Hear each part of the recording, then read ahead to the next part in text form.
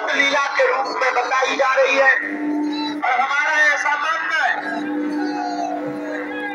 अभी वर्तमान में जिनके लिए हम बैठे रहे दोस्तों ऐसे दिखा रहे हैं यहाँ उच्च संत श्री उमाकांतानंद जी महाराज पहुंचे थे बाबा और एक ऐसे राष्ट्रभक्त देश प्रेम भक्त आए थे, अभी अभी निकल कर गए हैं, श्री बिट्टा जी, जिन्होंने जीते जी कई बार बम गोलियों को अपने शरीर पर सहा, लेकिन आतंकवादियों को नाकोचने चबा दिए। ऐसे राष्ट्र प्रेमी अभी बैठे हुए चर्चा कर रहे थे तो हमारी वार्ता हो रही थी। अब हमारी चर्चा में ये निष्कर्ष निकला कि भारत के इतिहास में बागेश्वर धाम एक ऐसी धरा है, आज तक जो सनातनीय हिंदुओं को, हिंदुओं के भगवानों को, भारतीय हिंदुओं के साधु संत ब्राह्मणों को पाखंडी ढोंगी भगवान के मंदिर केवल कमाई के धन कमाने का केवल स्थान बताया जा रहा था, उन सबके मुंह पर तमाचा लगा है। और आज बागेश्वर बालाजी की कृपा से पूरे विश्व में राम की महिमा व्याप्त हो रही है। केवल हिंदुओं के लिए नहीं, बागेश्वर धाम की कृपा, जो लोग कहते थे कि भगवान नहीं होते, दिव्य शक्तियां नहीं होती, ये सब झूठ और कपोल कल्पना है, ये सब मिथ्या है, ये सब फ्रॉडगिरी है। उनके मुंह पर तमाचा बागेश्वर बालाजी की दरबार ने लगाया है। और हम फिर कहेंगे, शायद कोई गुरु तुमसे बोल पाए ना बोल पाए, शायद तुमने कभी अपने कानों से सुना हो या ना सुना हो, हम तुमको सावधान होकर के डांट करके कहेंगे, मेरे पागलों, हम तुमसे बहुत नाराज हैं। तुम किसी को भी भगवान बना बैठते हो, किसी को भी अपना बाप बना लेते हो, कहीं पर भी अपना माथा रगड़ देते हो, फिर तुम अपना आर्थिक और शारीरिक शोषण करवाते हो। हम तुम्हें फिर कहेंगे, इंसानों के चक्कर में पड़ना बंद करो, एक भगवान एक गुरु की शरण लो, लौट कर किसी के जगह जाने की आवश्यकता नहीं पड़ेगी। बुरा मत मानना, याद रखना, इसका मतलब ये नहीं है कि तुम बागेश्वर धाम से जुड़ो, बागेश्वर धाम से भी तुम्हें जुड़ने की आवश्यकता नहीं है, बागेश्वर धाम पर आने की भी तुम्हें आवश्यकता नहीं है। तुम जहां रहो वहीं से बालाजी का ध्यान करो, तुम्हारे लिए वही बागेश्वर धाम है। तीसरी बात, हम तुम्हारा नाम बता दें, तुम्हारी समस्या बता दें, तुम्हारे बाप का नाम बता दें, और ये बताना हमारे लिए कोई बड़ी बात नहीं, और शायद हनुमान जी के लिए तो ये कोई बड़ी बात है भी नहीं। याद रखना, तुम्हारा परिचय बता दे, 5-5, 6-6 पर्चा बना दे, लेकिन कोई भी काम सफल ना हो तो क्या बताना किसी भी मतलब का निकला? जवाब दो, जवाब दो, नहीं। लेकिन हमारी एक विचारधारा है, शायद भारत के लोग हमें नहीं समझ पा रहे हैं, हमारी विचारधारा उल्टी है। विरोध करने वालों को तो हम कुछ नहीं कहेंगे, लेकिन विचारधारा बहुत उल्टी है कि हम बहुत ज्यादा चमत्कार दिखाने के चक्कर में, नाम बताने के चक्कर में या समस्या बताने के चक्कर में फोकस नहीं करते। हमारे पास जो भी बालाजी ने चूरन चटनी या सिद्धि दी है, सिर्फ एक ही प्रयास करते कि जो लगातार पेशी करे, जो नियम का पालन करे, उसकी समस्या का समाधान हो जाए, उससे बड़ा कोई भी चमत्कार नहीं है। और शायद हमें लगता है ये बहुत बड़ी बात है, क्योंकि नाम तो तुम्हें भी पता है कि तुम किसकी संतति हो, बाप का नाम भी तुम्हें पता, तुम्हें समस्या का भी पता, कारण जरूर पता नहीं होगा, उसका परिचय तो दे दिया जाएगा। इसलिए हम फिर तुमसे कहेंगे, तुम पर्चा के चक्कर में, मिलने के चक्कर में, अर्जी लगवाने के चक्कर में बिल्कुल भी बागेश्वर धाम पर मत आना। तुम्हें दुनिया का वो रहस्य जानना हो जिससे हर समस्या का समाधान होता है, संकट मोचन को पाना हो तो ही बागेश्वर धाम आना। शायद ये बात तुम्हारी अभी समझ में नहीं आएगी, लेकिन जब तुम दुनिया में बहुत धक्के खा चुके होगे तब तुम्हें समझ में आएगी। तुम्हारी समस्याएं कभी कम होने वाली नहीं। अगर तुम पेट की पीड़ा ठीक करवा भी लो तो कुछ दिनों बाद सिर की पीड़ा स्वाभाविक है उठना, और शायद तुम्हारी शरीर की पीड़ा ठीक हो जाए तो लुगाई दर्द करना पक्का है, और शायद वो भी सुधर जाए तो कभी काम कभी कुछ लगा रहेगा। और तुम मांगते भी क्या हो? हमने जो 10-12 साल में दरबार लगाया, हमने पाया कि तुम 2 कौड़ी की बातों के अलावा कुछ मांगते भी नहीं हो। बहुत नंबर 1 के बदमाश भी हो। बदमाश तुम इस लेवल के हो कि अगर तुम्हें लगे कि हमारा 2% चमत्कार कोई दूसरे धर्म का व्यक्ति कर सकता है तो तुरंत तुम उसको बाप बोलने लगते हो। याद रखना, पतिव्रता स्त्री उसी को कहा जाता है जो अपने पति को छोड़कर के पर पुरुष का चिंतन भी नहीं करती है। वही पतिव्रता स्त्री है। और सच्चा भक्त और सच्चा शिष्य भी वही है जो अपने इष्ट और अपने गुरु के अलावा किसी को देखे भी ना। वरना फिर समझ जाओ तुम कितने नंबर 1 के बदमाश हो। हम आपको कहना चाहेंगे, माफ करना, बहुत गंभीरता पूर्वक कहेंगे, तुम्हारी समस्याएं बढ़ती जाएंगी, तुम धक्के खाते रहोगे। तुमने बहुत टोटका करवाए, बहुत नियम किए, बहुत उपाय किए, बहुत जगहों पर तुमने अर्जी लगवा ली, तुमने ताने भी बहुत सुन लिए, अभी भी तुम ताने सुन करके यहां बैठे हो। घर वालों ने, गांव वालों ने, परिवारजनों ने खूब ताने दिए, बड़े भगवान के भक्त बने, तुम्हारा क्या हो गया? और तुम ताने सुन सुन करके शायद तुम्हें लग रहा होगा कि या तो भगवान है नहीं या फिर मैं जिंदा ना रहूं। और एक बात मैं निवेदन करूं, ये समस्याएं बढ़ती जाएंगी, और तुम्हें अगर हर समस्या का समाधान चाहिए तो हर समस्या का समाधान पर्चा नहीं है, हर समस्या का समाधान जो समस्या हल करने वाला है वो है। तुम मांगने भी क्या आते? मकान, दुकान, बिजनेस, कर्ज मुक्ति, शादी और यश, कीर्ति और स्वास्थ्य। इन 2 कौड़ी की बातों के अलावा तुम मांगते भी कुछ नहीं हो, जो हमने बड़े गौर से देखा। तो तुम्हें अगर मांगने का मौका मिले, शायद तुम यहां पर बैठे या खड़े हो, तो भारत के लोगों, ये बात कोई गुरु शायद इसलिए नहीं बोल पाएगा क्योंकि उसको अपनी दुकान चलानी होगी। हमारी खुद की कोई दुकान नहीं है, याद रखना। हम स्वयं किसी के चेला है, हमारा खुद का कोई गुरु है, वो सन्यासी बाबा है।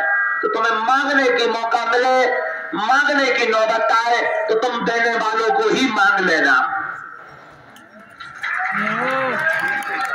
जो दे रहा उस दाता को अपना बना लो, उस हनुमान जी को अपना बना लो, जो सबको झोली बन रहा, जो सबको दे रहा। तुम हमसे पूछोगे उससे होगा क्या? मेरे पागलों, जो देने वाला है वो अगर तुम्हारा हो जाएगा तो जब जब जिंदगी में तुम्हारे संकट आएगा तब तब बागेश्वर बालाजी संकट मोचन तुम्हारे बगल में खड़ा नजर आएगा। जब जब विपत्ति आएगी तब तब विपत्ति को हरने वाले सन्यासी बाबा की सेना तुम्हारे घर पर बैठी नजर आएगी। लेकिन फिर बोलेंगे ये कहना बहुत सरल है और सुनना भी बहुत सरल है, इस पर चलना बहुत कठिन है। तुम पूछोगे कि देने वाले को मांगने का विधि क्या है? कोई बहुत बड़ा टोटका, कोई बहुत बड़ा अनुष्ठान नहीं है। हाथ में नारियल लो, नारियल ना भी हो, बहुत दीनहीन हो तुम, इतनी श्रद्धा नहीं है, मंदिर चल जाना, आंखों के आंसू को नारियल बना लेना, मंदिर के सन्मुख खड़े हो जाना। वैसे तो वो सब जगह है, लेकिन धाम की महिमा होती है तो तुम जाकर कह देना बस बहुत हो गया, बहुत धक्के खा लिए, अब हमें भटकना नहीं है, आज से तुम हमारे हो गए और हम तुम्हारे हो गए हैं। ये याद रखना। जोश में मत बोलना, होश में जाकर बोलना। होश में बोलने का मतलब एक बार बोल दिया तो लौटकर संसार की तरफ फिर तुम मुड़ना नहीं। अगर मुड़े तो तुम्हारी दोनों बातें व्यर्थ मानी जाएंगी।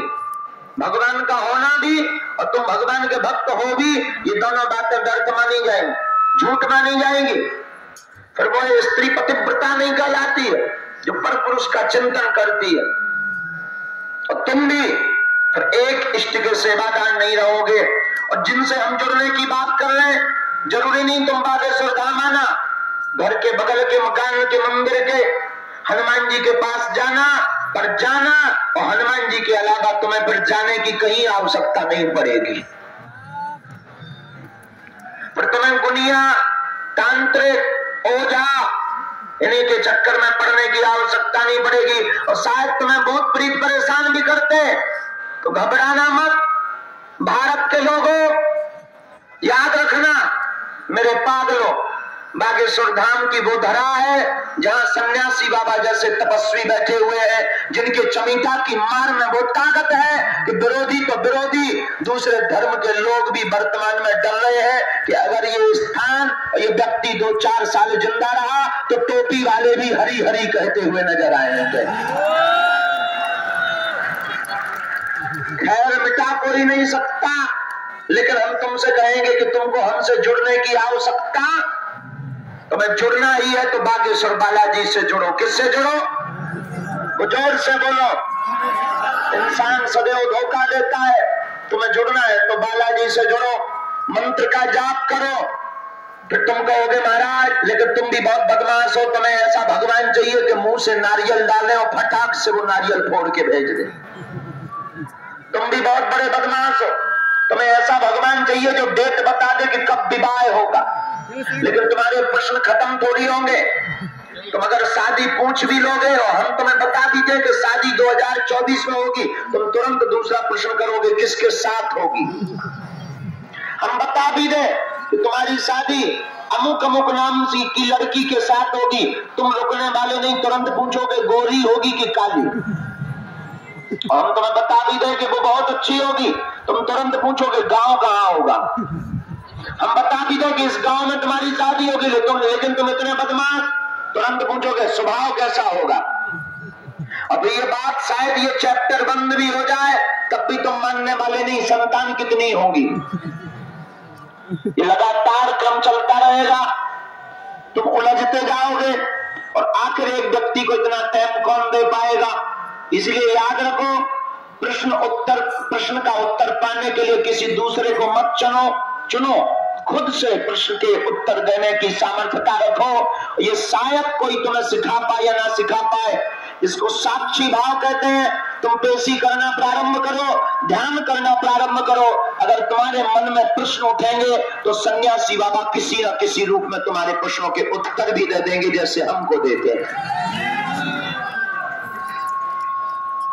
और याद रखना, कोई गुरु आपको अपनी सिद्धि के ट्रांसफर के बारे में कभी नहीं बोलेगा। कोई नहीं चाहेगा कि जो हमारे पास शक्ति है वो तुम्हारे पास पहुंच जाए, लेकिन हम थोड़ा उल्टे आदमी है। 4 बजे जब पूरी दुनिया सोकर उठती है तब 4 बजे हमारे नींद आती है। तो याद रखना, हम चाहते हैं कि हम प्रश्न के उत्तर देने वाले ना बने, जितने भी बागेश्वर धाम से जुड़े वो सब अपने आप के प्रश्न के उत्तर देने वाले बन जाए। क्योंकि हम कितने लोगों के देंगे, हमारी यात्रा लंबी है, हमारा काम लंबा है। हम तो चाहते हैं, देखो बुरा मत मानना, ये दरबार तो हमारे लिए डमरू है। जिस प्रकार जादूगर लोगों को बुलाने के पहले डमरू बजाता, हम भी अपनी जादूगरी के लिए डबरार लगा रहे हैं कि पहले तुम्हारा पर्चा बनाएंगे, फिर तुम्हें राम से जोड़कर मानेंगे।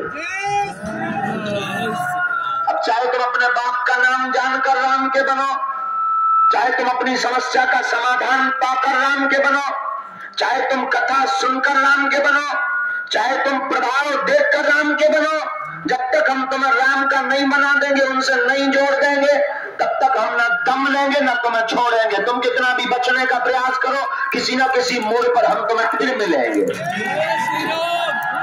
अब चाहे मोबाइल के माध्यम से मिले, चाहे डायरेक्ट मिले, पर मिलेंगे और तुम्हें राम का बना करके ही छोड़ेंगे। और बड़ी कृपा है हमारे सन्यासी बाबा की, जो नहीं आता उसके सपने में पहुंचकर उसको उठा लाते हैं। जो बहुत ज्यादा विरोध करने लगता है, सपने में दो चकाचक। बड़ी कृपा है कलयुग में। जो बहुत ज्यादा विरोध में हो जाता, बहुत ज्यादा घर वाले उसके ताने देने लगे, किन पाखंडियों के चक्कर में पड़े, उसी के सपने में लगातार 2-3 दिन दिखाई पड़ते, उसे लगता है कि कौन सच्चा है पता ही नहीं।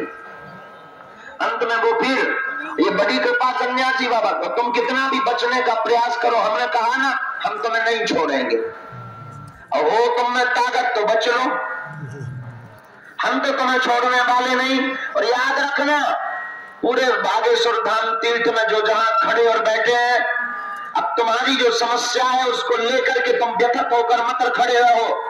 अब तुम्हारी समस्या तुम्हारी नहीं, यहाँ पर आने के बाद तुम्हारी समस्या अब हमारी हो गई। चाहे वो यज्ञ से ठीक हो, चाहे हवन से ठीक हो, चाहे जैसे ठीक हो, जब तक पूर्ण कृपा नहीं हो जाएगी तब तक हम चैन नहीं लेंगे। चौथी बात बोलेंगे, 21 पेशी का चक्कर तो ठीक है, पर भगवान से कभी तुम प्रार्थना करना कि इतनी पेशी लिखे कि वो जब तक तुम्हारा जीवन रहे तब तक तुम बालाजी के चरणों में आते रहो। 21 पेशी का चक्कर तो उनके लिए है जिन्हें बहुत कम समय में भगवान की कृपा को देखना है, अनुभव करना है, चमत्कार को समझना है। जिन्हें भगवान नाम पर भरोसा नहीं, तो चल भाई तू 21 पेशी कर, एक आध चमत्कार हो जाएगा, फिर तो तू बन जाएगा। असली चक्कर तो दूसरा है। असली चक्कर हमारा एक ही है कि तुझे जन्म जन्म के लिए बालाजी का बना दे। और सार भी यही है, प्रसन्नता भी यही है। लेकिन तुम भी बहुत खिन्न हो जाते जब घर में कोई आकस्मिक घटना घटती, कोई जीवन में आकस्मिक घटना घटती, तुम कहते भगवान नाम की कोई चीज नहीं है, सब झूठ कपोल कल्पना है, भगवान होता ही नहीं। अगर होता होगा, इतनी प्रार्थना की, इतनी मन्नत की, इतनी अर्जियां लगाई, इतना निवेदन किया, फिर मेरी भगवान ने क्यों नहीं सुनी? भगवान अगर होता है तो इतनी प्रार्थना करने के बाद फिर भगवान धोखा क्यों देता? माफ करना, भगवान की लीला तो भगवान समझ सकते, पर जो हम तुम्हें बताना चाह रहे हैं वो ये बताना चाह रहे हैं कि अगर कोई तुम्हें छोड़कर चला भी जाए, उसका मतलब ये नहीं है कि भगवान नहीं है। मानो भगवान तुमसे कहना चाहते कि उसका काम अब तुम करके बताओ। इसलिए मन खिन्न नहीं, अब तो डबल एनर्जी के साथ संकल्पों से बढ़ना चाहिए।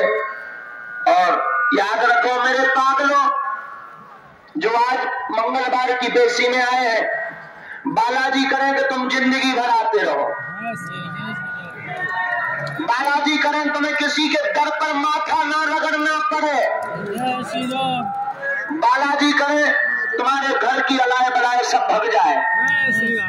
और बालाजी करें जो यज्ञ हो रही है उसका फल तुम सबको मिल जाए। क्योंकि हम चाहते हैं दिन रात जाग कर चिल्ला कर जो हम बोल रहे हैं, हमारा सिद्धांत सिर्फ एक ही है कि तुम जहां जैसे हो वहां से हनुमान जी के हो जाओ।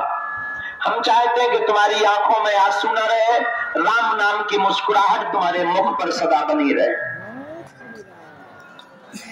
हम फिर कहेंगे, एक धाम एक गुरु को चुनो। जरूरी नहीं तुम बागेश्वर धाम आओ तो बैल कम, न आओ तो भीड़ कम। वैसे भी बहुत जाम लग रहा है, तुम्हारे नए आने से फर्क भी नहीं पड़ना है, पर तुम्हारे आने से तुम्हें बहुत कुछ फर्क पड़ना है। और हम फिर कहेंगे, बागेश्वर धाम पर आने पर हमसे मिलने के नाम पर तो बिल्कुल भी आप प्रयत्न मत करना, अर्जी के नाम पर कोई भी खर्च मत करना। तुम्हें अगर मिलना ही है तो बालाजी से मिलने की कोशिश करना, बालाजी से जुड़ने की कोशिश करना। हम हो सकता धोखा दे दे, पर हम तुम्हें जिनसे जोड़ कर जा रहे हैं वो तुम्हें कभी धोखा नहीं देंगे। तो उनसे जुड़ने की कोशिश करो। याद रखना, हम तुम्हारी समस्या का समाधान कर रहे हैं, ये तुम्हारा भ्रम है। तुम अपनी समस्या का खुद समाधान कर रहे हो, ये सत्य है। तीसरी बात इसी में याद रखना, हम तुम्हें माध्यम दिख रहे हैं, ये बात अलग है, पर करने वाला और करवाने वाला कोई और, वो सिर्फ बालाजी है। हम फिर कहेंगे, चाहे रोग हो, बीमारी हो, कलयुग के राजा कौन है? हनुमान जी है, तुम उनसे जुड़ो। जरूरी नहीं है तुम सामने बैठ पाओ, बहुत नजदीक रहो। कई बार हम अनुभव करते हैं कि हमारे नजदीक रहने वाले भी लोग कृपा से वंचित हो जाते हैं, क्योंकि उन्हें लगता है कि गुरुजी तो हमारे घर के हैं, गुरुजी तो हमारे बहुत नजदीक है, अब तो हमारा कोई काम रुकना नहीं है। और शायद कई बार हम देखते हैं कि वही लोग छूट जाते हैं, क्योंकि ये फुल कॉन्फिडेंस वो हम पर रखते हैं। अगर हमने अपने आंखों से देखा लाखों लोगों को कि कई लोग हमारी जगह हनुमान जी पर फुल कॉन्फिडेंस रखते हैं, वो खाली झोली भरकर लेकर चले जाते हैं। और ये कमी तुम्हें कोई नहीं बताएगा, ये बात तुम्हें कोई नहीं बताएगा। कौन होगा ऐसा जो अपनी पूजा न करवाना चाहता हो? कौन होगा ऐसा जो ये ना चाहता हो कि लोग हमसे ना जुड़े? लेकिन हमारा मैटर ठीक उल्टा है। तुम्हारी समझ में अभी नहीं आएगा, कभी आए तो याद करना, भारत राम का है, इस राष्ट्र के राजा राम है। हम तुम्हें बताते हैं पूरी दुनिया में भगवान राम एक ऐसी लीला है जिनके चरणों से जुड़ने वाला, हम ये नहीं कहते तुम्हें संपत्ति मिलेगी, हम ये नहीं कहते तुम्हें धन मिलेगा, हम ये नहीं कहते कि तुम्हारे 4 चांद लग जाएंगे, लेकिन याद रखना तुम अपनी नौकरी से, पैसों से रोटी कमा सकते हो, रोटी खा सकते हो, पर हैप्पीनेस 24 घंटे मुस्कुराने की आदत अध्यात्म से ही पाओगे। तुमको तुम्हारी पढ़ाई और तुम्हारा पद भोजन तो दे सकता है, लेकिन मुस्कुराहट नहीं दे सकता है। लेकिन हमारा सनातन धर्म एक ऐसा है जहां पर तुम्हें मुस्कुराहट मिलेगी, जहां तुम्हें प्रसन्नता मिलेगी। और हम किसी भी धर्म के विरोधी नहीं है। लोगों को लगता कि हम कट्टरवादी हैं, हमको बिल्कुल भी कट्टरवादी नहीं है, बस अपने धर्म के प्रेमी है, ये हमारा सौभाग्य है। हम छोड़ेंगे भी नहीं। हम तो कई बार बोलते हैं, कई बार कहते हैं, हम फिर कहते हैं आपको कि आप हमसे जुड़ने की बिल्कुल भी कोशिश मत करो, तुम्हें जुड़ना ही है बागेश्वर